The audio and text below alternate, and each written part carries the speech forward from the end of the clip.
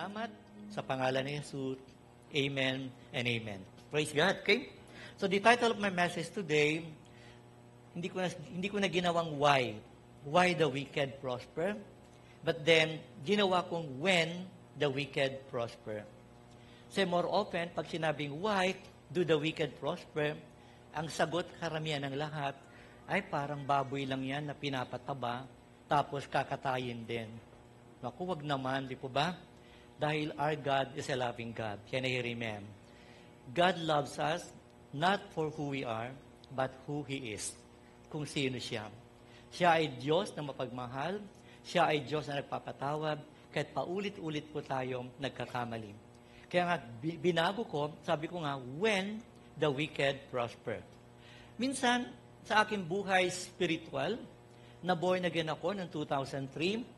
So after 3 years, I was then given the opportunity to travel to Thailand para makita ang lugar na yan. Nag-attend po ako ng seminar, convention sa lugar na yan. And that's the very first time na nagkaroon po ako, actually, hindi naman doubt, hindi naman siya question, but something that is running in my mind.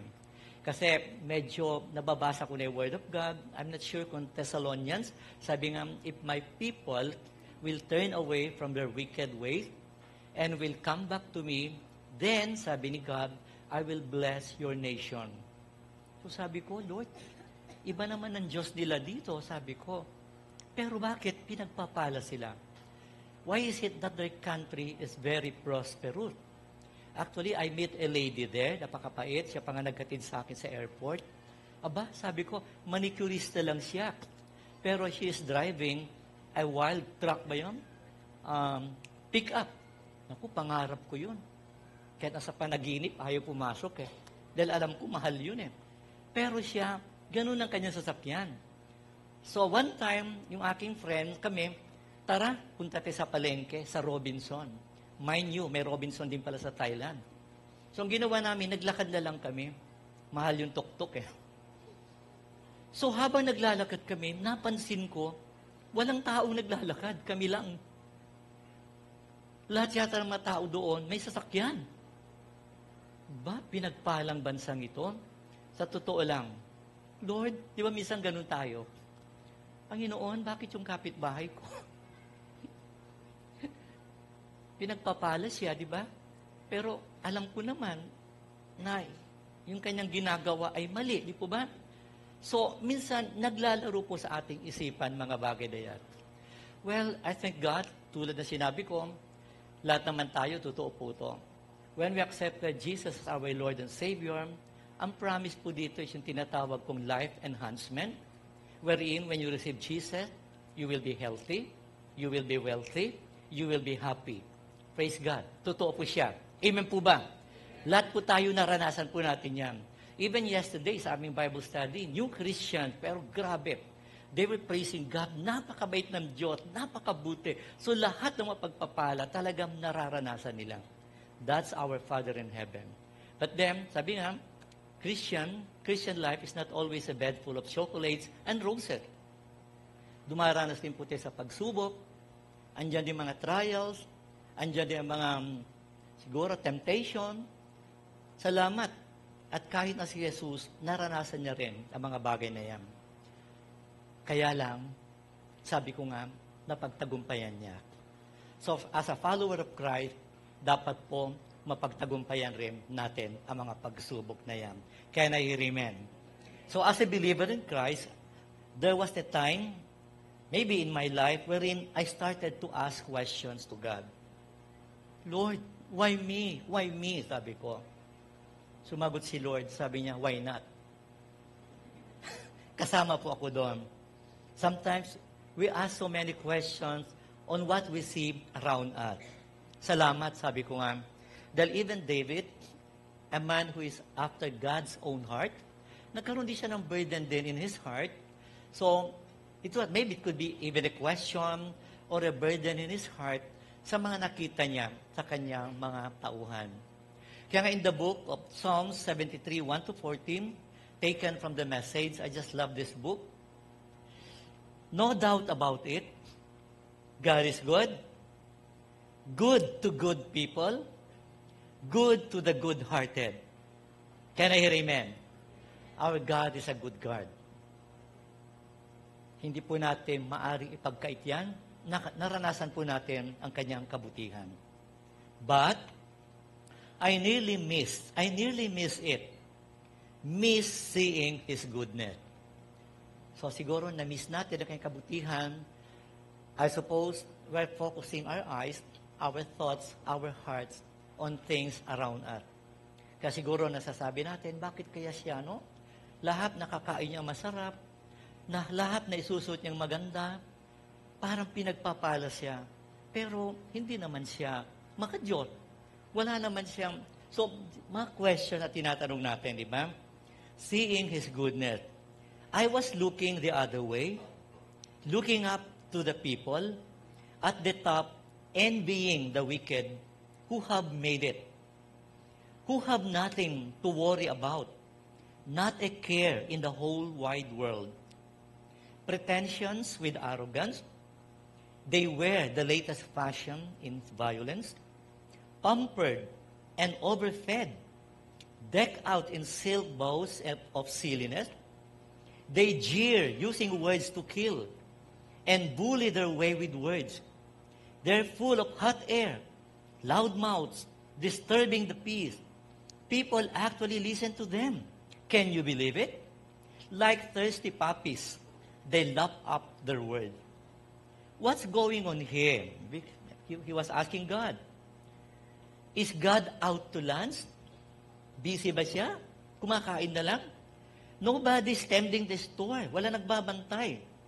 The wicked get by with everything. They have it made, piling up riches. I've been stupid to play by the rules. What has it gotten me? A long run of bad luck. That's what, a slap in the face every time I talk out or I walk out the door. Nawala ang focus kay Jesus. You begin to compare your life. You begin to compare the prosperity of other people as compared to yours. If there's one thing that I've learned in this text, the wicked prosper, leaving godly people wondering why they bother to be good. Lord, bakit pa ako mapapakabait? Bakit ko pa gagawin to? Hindi ko naman nararanasan ang favor mo sa akin. The wealth of the wicked looks so inviting that faithful people may wish they could trade places. Sana nasasabi natin ito, sana ako na lang siya. Sana ako na lang siya. Nagda-drive din ako ng wild truck, diba? Marami tayong minsan pinapangarap.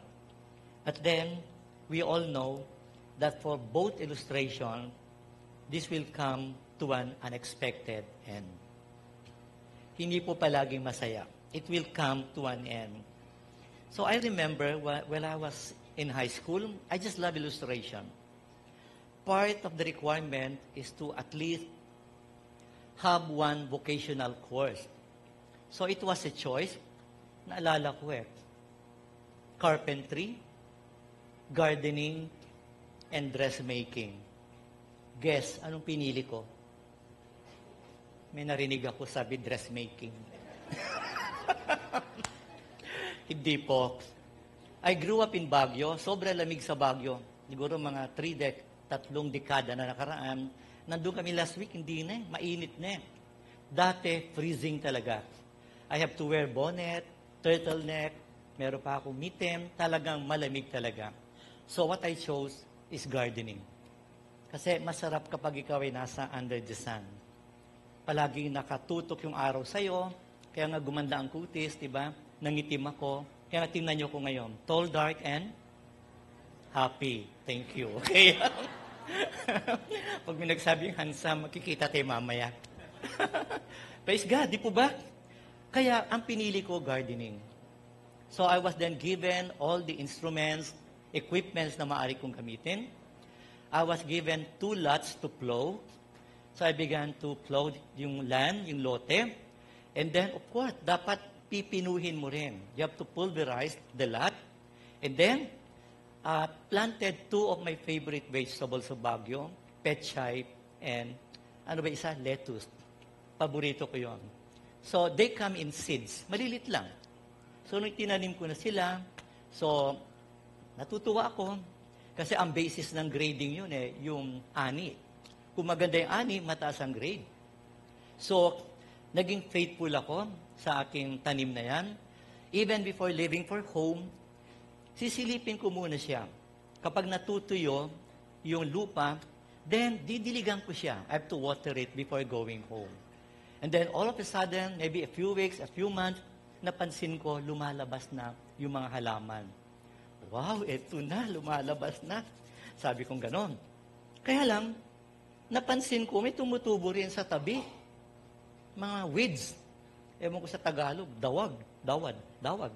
Yun. Di ba?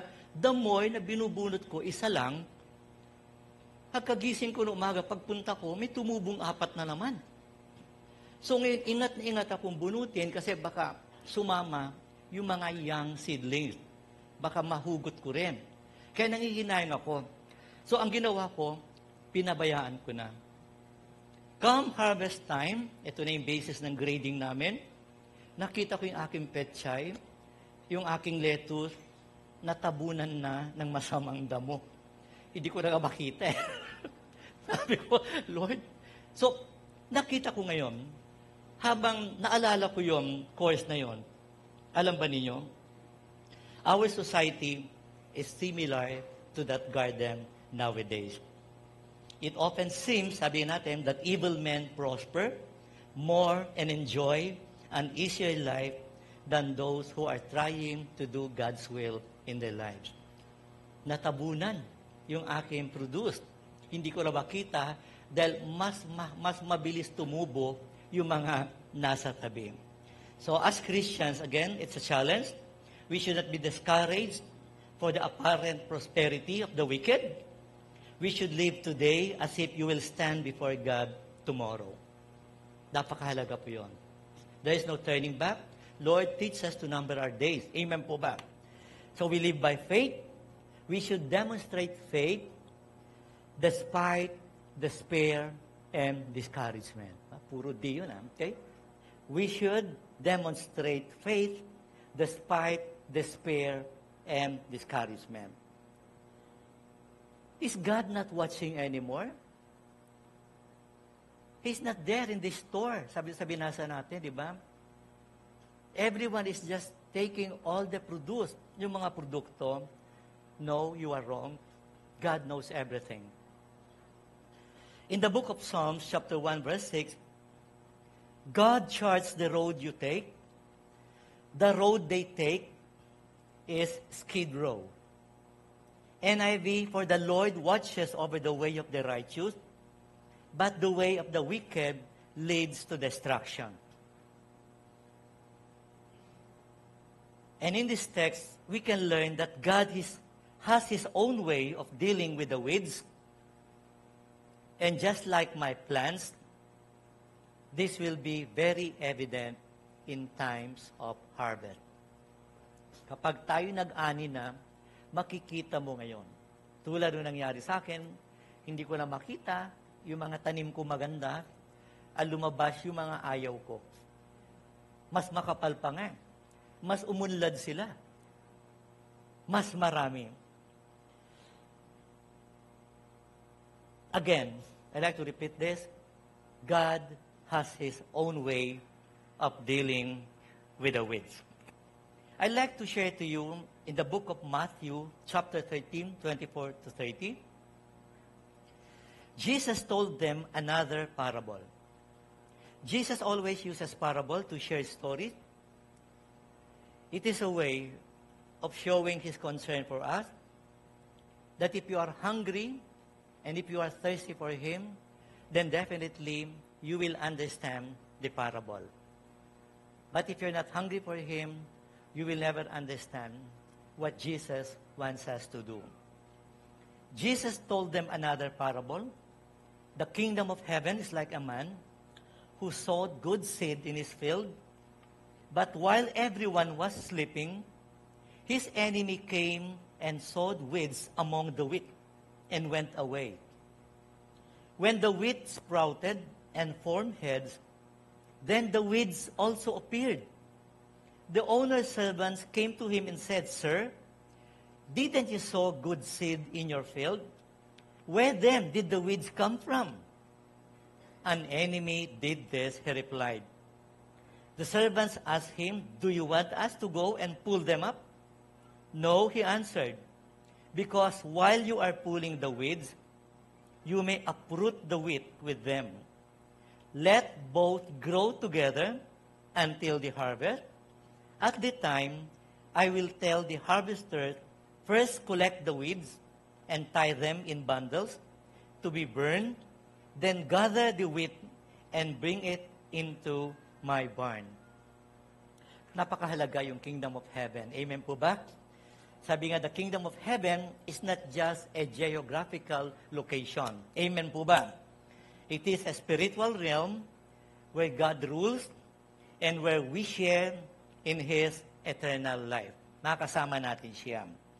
You can be sure that we can join Him as long as you put your trust and confidence in Him.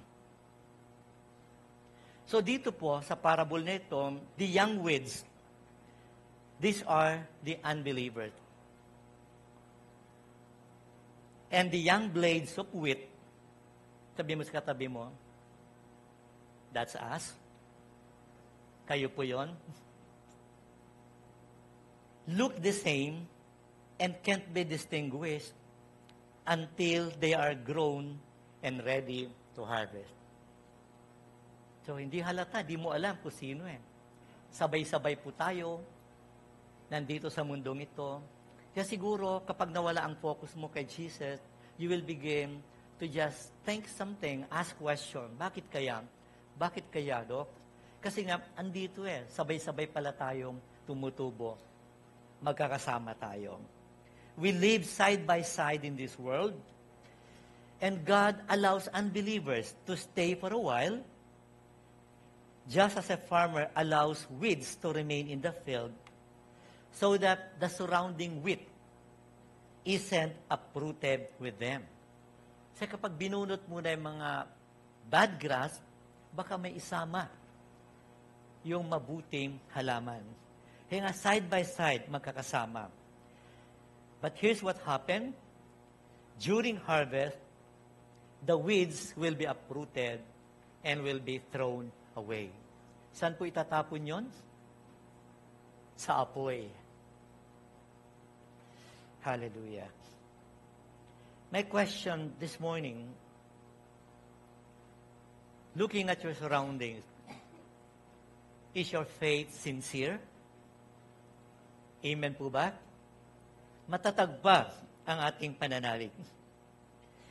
In the book of Matthew, chapter 13, 36 to 43, let both grow together until the harvest. Very clear, po ba?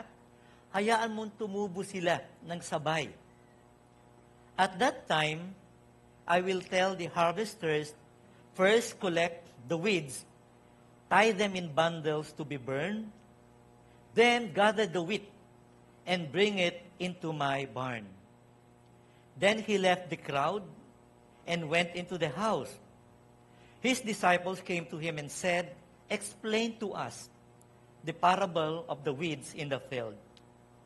He answered, The one who sowed the good seed is the Son of Man, Jesus.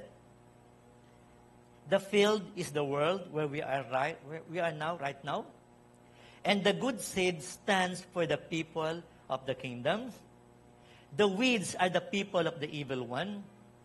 And the enemy who sows them is the devil. The harvest is the end of the age, and the harvesters are angels. As the weeds are pulled up and burned in the fire, so it will be at the end of the age. The Son of Man will send out His angels, and they will weed out of His kingdom everything that causes sin and all who do evil. They will throw them into the blazing furnace, where there will be weeping and gnashing of teeth. Then the righteous will shine like the sun in the kingdom of the Father. Whoever has ears, let them hear. Are you listening? God speaks to us through His Word. And when God speaks, He wants us to listen. He wants us to pay attention as much as possible. He wants us to jot down His Word, bring it home, and meditate on it. Those who have ears, you need to hear. Many of us, yes, sometimes believers, they say na, mahirap palang maging Kristiyano. Actually, sinabi ko rin yan noon eh. Kasi hindi pa ako aware of the challenge of being a Christian. But being a Christian for 13 years, I can gladly and boldly declare this morning na hindi pala mahirap maging Kristiyano. Amen po ba? Mas mahirap pala magpasakop sa kaaway. Kapag nagpasakop ka doon sa demonyo, mas mahirap ang buhay. Yes, malamang nasa na lahat. Diba? Marami namang ganyan, di ba? Kala mo nasa kanila na lahat. Pero they're not happy with what they have. May iba pa nga nakakulong, di po ba? Malayo sa kanilang family. Hindi lang na-enjoy ang peace sa tahanan. There's so much conflict even between spouses, di ba? Even sa mga anak nila. So ngayon, sabi ko, Lord, ang sarap pala maging Kristiyano. Amen po ba? Kaya sabi nga, di ba? Parang Alden na, di ba? Hindi ka mukhang 64, di ba? Lalong bumabata. Ba, Sister Felisa? Isang palakpak nga para sa Panginoon. So sabi mo sa katabi mo, hindi mahirap maging Kristiyano. It's hard to be under the spell of the devil. Mas mahirap po siya. So anong gagawin natin? Para hindi po tayo nakafocus sa mga bagay na nakikita natin. Just continue to do good works in your life. Patuloy po tayong gumawa ng mabuti. Focusing on things, not focusing on things that you get from this world, but then rather focusing your heart, your life, sa mga bagay na nais na pagawa ng Diyos sa iyo. Amen po ba? Again, example. Mahilig ako ng example 2004, we decided to leave o iwanan yung tahanan namin sa Olympus kasi maliit. God bless me, so dapat lumipat sa isang malaking bahay, sabi ko. Actually, ngayon nagsisisi ako Kasi iniwan na ako ng anak ko, nag-asawa na sila. Wala nang naiwan. Kaming dalawa. Kaya sabi ko, Lord, ibenta yung malaki, balik sa maliit. So, walang wisdom noon. So, anong nangyari?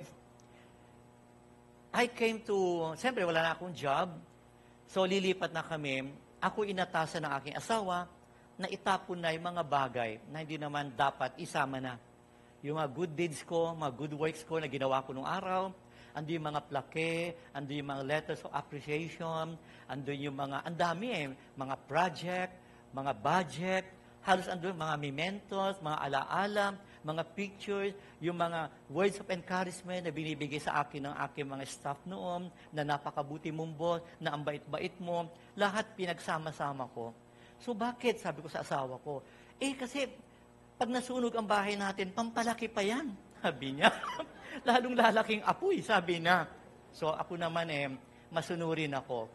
Kasi ako po, bilang lalaki, may asthma po ako I always ask my wife, dapat ko ba itapon? Tapon muna, sabi niya. So again, ang ginawa ko ngayon, merong vacant lot sa tabi namin, sinunog ko lahat yung mga bagay na yan. So habang pinagmamasdan ko, yung mga good works na nagawa ko noon, mga good deeds, turn into ashes, biglang may pumasok sa akin na Word of God. At napakaganda, wala po sa screen, kasi bigla na lamang pumasok sa aking isipan. In the book of 1 Corinthians 3:13, maaari nyo isulat, sabi ni Apostle Paul, their work will be shown for what it is, because the day will bring it to light. It will be revealed with fire, and the fire will test the quality of its person's work. Wow, sabi ko, ang ganda. So, hindi pala yung mga mahalaga sa mundo. Amen po ba? Ang sarap mag-minister ngayon sa mga taong ang sarap na nagsishare ka ng Word of God sa kanila. So, talagang nakaka-bless. Just do your part and God will do His part. Amen po ba? And when you give your very best, God will also give the very, very, very, very best para sa iyo. So, ano natutunan natin? Sabi ko nga, today, the work, tomorrow, the fire. Come on. Live today as if you will stand before God tomorrow. Can I hear amen? Gawin natin ang mas mahalaga. Matthew 5:6, sabi ko nga, paano? Anong gagawin ko ngayon? So, dapat palagi kang uhaw at gutom sa Panginoon. Hindi mo magagawa mga bagay na yan kapag wala kang kauhawan, pag hindi ka gutom sa Panginoon. Would you like to experience blessings and favors in your life?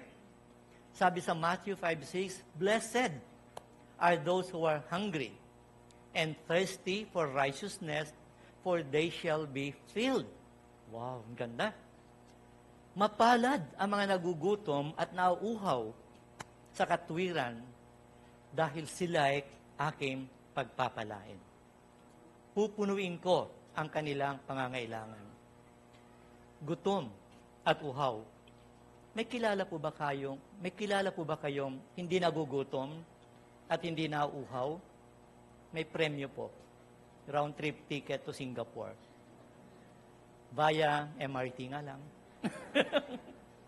Meron po kayong kilala na hindi gutom at nauuhaw? Kahit naiabot mo na yung lechon de leche, may salad kasama, hindi niya papansinin. Alam niyo kung sino? Sabi mo sa katabi mo, mga patay. Wala na. Pero here's the good news. Again, another good news from God. Ephesians 2:1 and 3. Pakinggan nyo to. Di ba sabi natin ang hindi nagugutom, hindi nauuhaw ay mga patay. Salamat dahil sa banal na aklat, isinulat po sa Ephesians 2:1 and 3, in the past, you were spiritually dead. Tayong lahat pala ng araw ay patay. Di ba?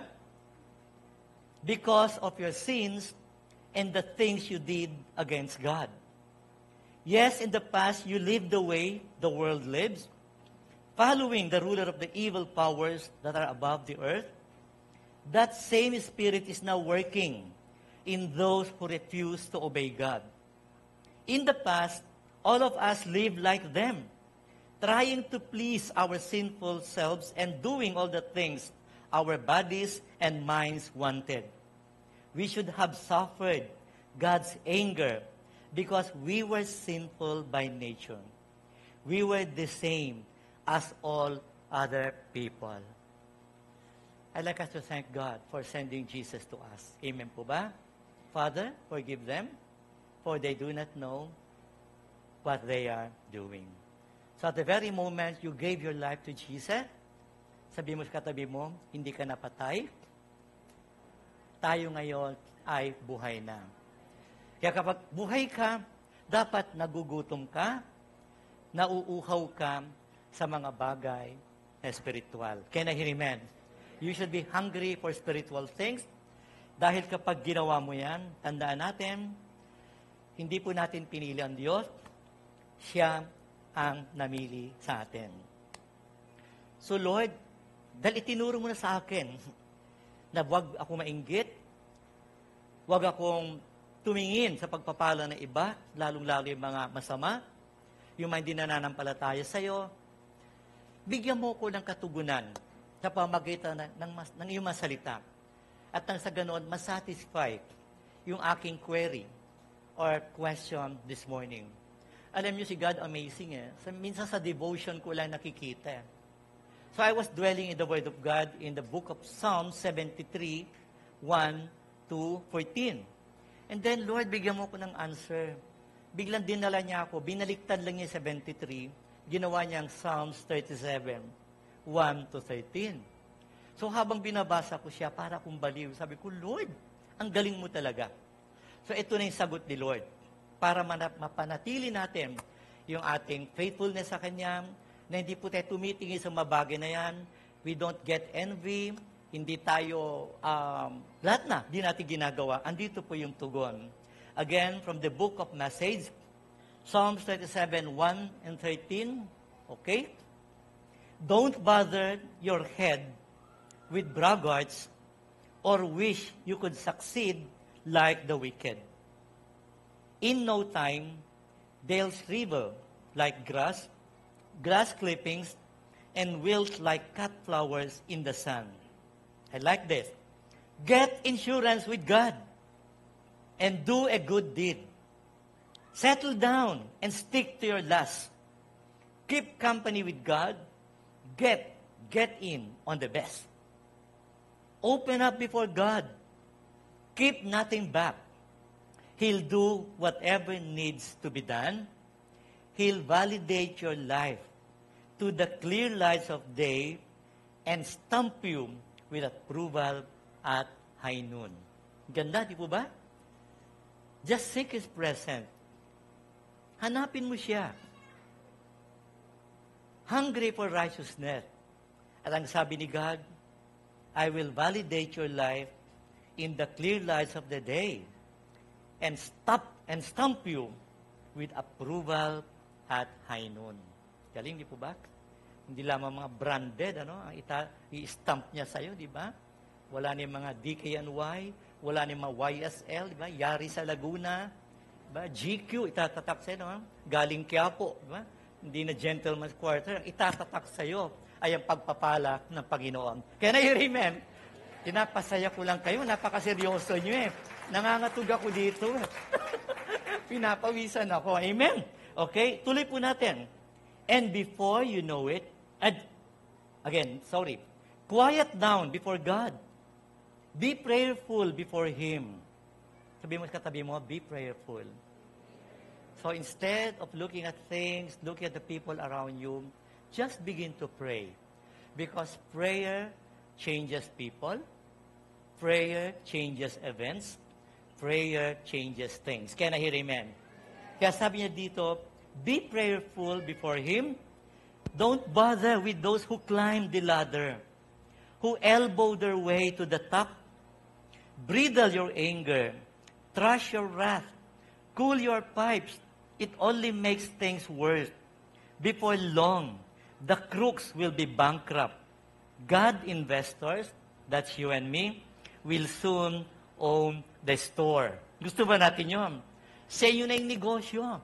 Sabi nga dito, gusto ko itong part na ito eh. Don't bother with those who climb the ladder. Diba? Sabi nga, may mga sip-sip, diba? Don't bother about them. Ano ba yung sip-sip? A severely insecure people seeking immediate promotion. Diba, iniisip mo, Lord, ang tagal-tagal ko na sa bangko, 18 years na ako. Bakit siya hindi mananampalataya, na-promote na, habang ako clerk pa rin? Kasi sumipsip siya eh. So, dapat rin tayong sumipsip. Amen po ba? Pero good sip-sip. Amen? When you turn off the lights after the office, that's good sip-sip. Diba? Pag binigyan mo ng tira-tira mong baon yung boss mo, that's good sip-sip. Amen po ba? Hallelujah. Hallelujah. Okay?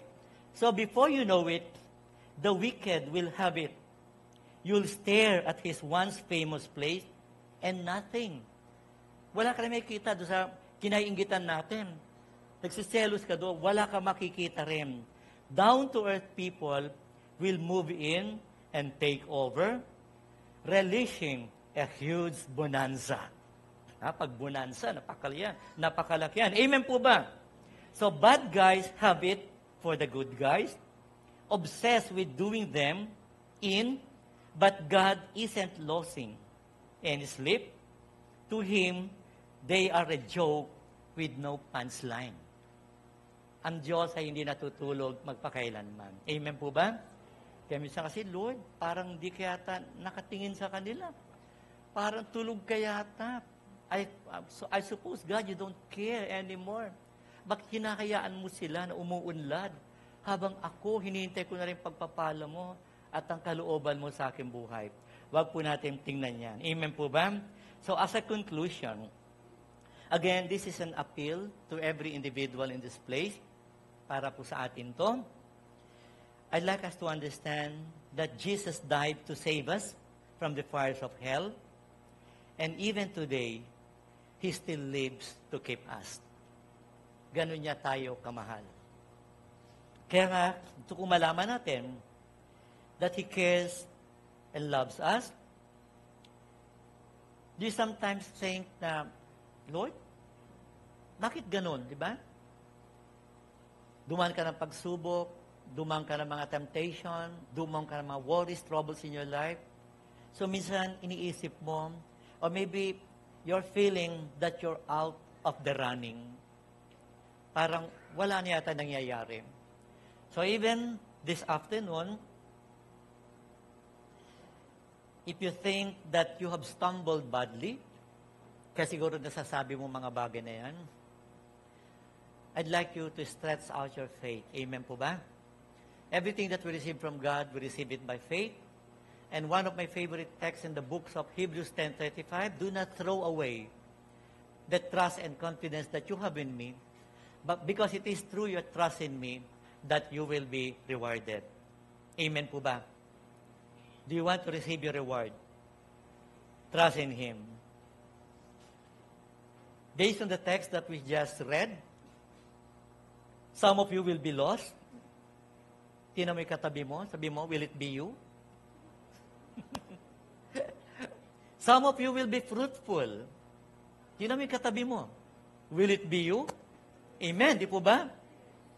Some of you will shine like the sun. Tingnan mo siya, will you? Ikaw ba'y magliliwanag? Ulitin ko, he who has ears, let him hear. Amen. Praise God. Can I just request everyone to stand up?